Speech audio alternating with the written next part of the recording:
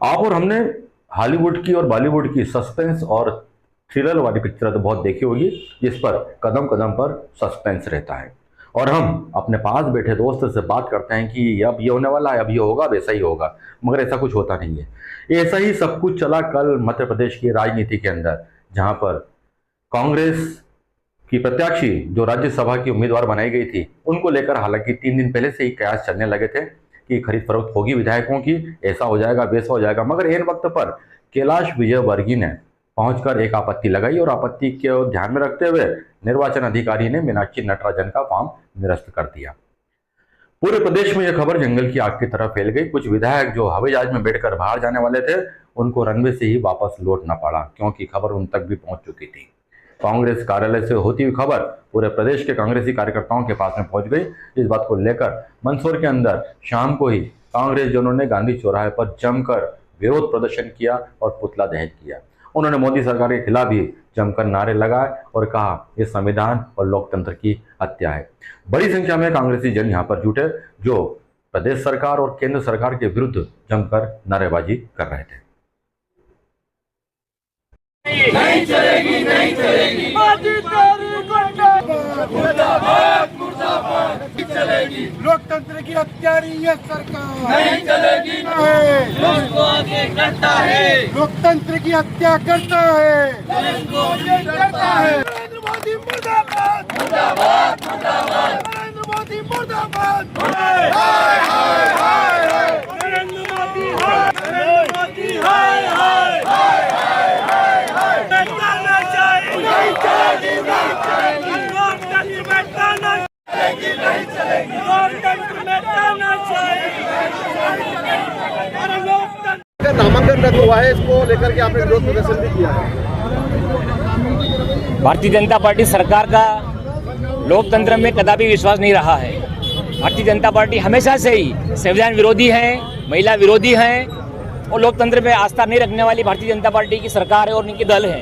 ये पहली बार नहीं हुआ है, पहले भी इन लोगों ने चुनी हुई सरकारों को अपहरण करने का काम किया है। अब तो उससे 2 कदम आगे बढ़ के राज्यसभा के चुनाव होने से पहले ही किस तरीके से राज्यसभा की सीटें हरण करने का जो काम किया है, लोकतंत्र के लिए, देश के संविधान के लिए ठीक नहीं है, संवैधानिक मूल्यों के लिए ठीक नहीं है और स्वच्छ राजनीति के लिए ठीक नहीं है। हमने इसका कड़ा विरोध किया है और ये घटना से पूरे मध्य प्रदेश के और पूरे देश के कांग्रेस जनों में भारी आक्रोश है। जो संविधान और लोकतंत्र में आस्था रखते हैं उनके लिए भी आक्रोश की अभिव्यक्ति है। किस प्रकार से एक राज्यसभा का नामांकन फार्म होता है, उस फार्म में सारे कॉलम होते हैं, उन कॉलमों में अक्षर से जो चाहिए गई जानकारी बेकायदा उसमें लिखी गई है, लेकिन एन के प्रकरण भारतीय जनता पार्टी सरकार पूरी मीनाक्षी नटराजन जी की मजबूत आवाज से नरेंद्र मोदी, अमित शाह पूरे उस तरह से डरे हुए हैं, समे हुए हैं। जिस प्रकार से वो 2009 से 14 तक लोकसभा में सांसद रही थी, किस प्रकार से उन्होंने पूरे देश में एक मजबूत आवाज बन के उभरी थी। अब उनको कहीं डर था, भय था कि एक महिला अगर राज्यसभा में पहुंच जाएगी तो पूरे देश की लोकतंत्र में किस प्रकार से उनकी एक आम आदमी की आवाज थी, उस आवाज को दबाने का जो काम किया है, ये घटना निंदनीय है और लोकतंत्र में ऐसा कदापि नहीं होना चाहिए। लेकिन भारतीय जनता पार्टी चाल चरित्र चेहरा जिस प्रकार से इसका है, उसने वही वापस अपनी करनी में तब्दील करते हुए देश को ये बता दिया है कि हम लोग महिला विरोधी के साथ साथ लोकतंत्र विरोधी है, संविधान विरोधी है। चुनाव लड़ने से पहले ही नामांकन निरस्त करना इस बात का प्रमाण है। पूरी भारतीय जनता पार्टी, मोदी, अमित शाह और पूरे मध्य प्रदेश की भारतीय जनता पार्टी एक महिला से और कांग्रेस पार्टी से डरी हुई थी। इस कारण मीनाक्षी जी का नामांकन निरस्त किया है। हमने इसका विरोध किया है, पूरे मध्य प्रदेश में विरोध की अभिव्यक्ति हुई है। और जहां कांग्रेसी जमकर केंद्र सरकार और प्रदेश सरकार के ऊपर आरोप प्रत्यारोप की झड़ी लगा रहे थे, इस संबंध में जब हमने मंदसौर के सांसद सुधीर गुप्ता और मंदसौर के पूर्व विधायक एवं प्रदेश भाजपा प्रवक्ता यशपाल सिंह सिसोदिया जी से बात की, तो उन्होंने कहा कि इसमें हम लोगों की गलती कहाँ है, फॉर्म आप अधूरा भरते हैं और बदनाम भाजपा को करते हैं। बोले ऐसा तो होना ही था। आज मीनाक्षी नटराजन का फॉर्म रिजेक्ट हुआ है, क्या?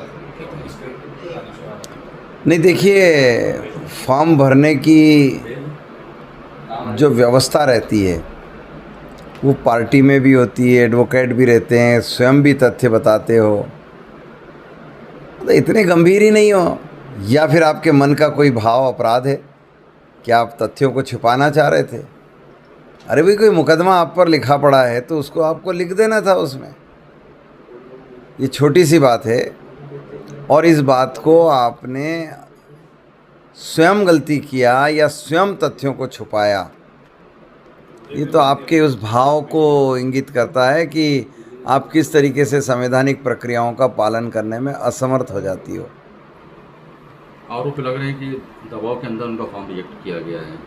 कौन दबाव, किसका दबाव? मुझे एक बात बताओ कुलश्रेष्ठ भाई, आप तो पढ़े लिखे हो, फॉर्म भरने के समय जो भरने वाला व्यक्ति था उस पर दबाव था क्या?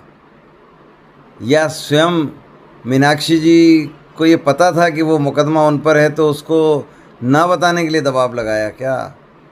और कैसे बताओ यार, दुनिया के सामने पता है तो इलेक्शन कमीशन कैसे उस तथ्य को इग्नोर कर सकता है कि आपने तथ्य छुपाए हैं? और वो तो कोर्ट से उन्होंने निकाल लिया कि भाई आप पर एक प्रकरण है जिसमें आप इंटर हुए हो, तो सामान्य बात है। कोर्ट जाने की बात भी कही जा रही है। तो जाना चाहिए, कोर्ट जो फैसला देती है उसको मानिए। गलती करो तुम और आरोपी अपराधी बनाओ हमको, ये कैसे स्वीकार किया जाएगा? एक पंच से लेकर के, सरपंच से लेकर के, पार्षद के पद से लेकर के, विधायक के पद से लेकर के और सांसद के पद से लेकर के, खुद मीनाक्षी नटराजन जी 3 बार के कैंडिडेट रही लोकसभा की। क्या नामांकन भरना नहीं आता था? क्या उनके अभिभाषकों ने अनदेखी करी क्या? अब जब फॉर्म ए में आप जानकारी दे रहे हैं, फॉर्म बी में निरंक छोड़ रहे हैं, कैसे काम बढ़ेगा?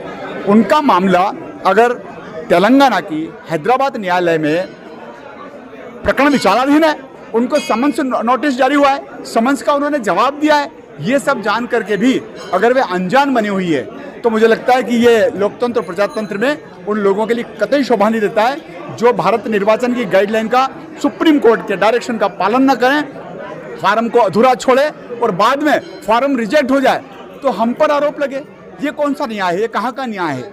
गलती करी है तो न्याय प्रक्रिया के अंतर्गत जो निर्वाचन आयोग की जो गाइडलाइन है उसके अंतर्गत मीनाक्षी नटराजन का नॉमिनेशन फाइल हुआ। कल तक ईवीएम पर दोष मंडते थे, कल तक भारत निर्वाचन आयोग पर दोष मंडते थे, अब पीठासीन अधिकारियों पर दोष मंडने लगे। एक समय था जब कांग्रेस के कैंडिडेट ने भोपाल के नजदीक में एबी फॉर्म लाना ही भूल गए तो वे निर्दलीय हो गए। अब चूक तो तुम करते हो। और आज कांग्रेस के हरदा के सीनियर एमएलए श्री रामकिशोर डोंगरे जी ने कलई खोल दी कांग्रेस की।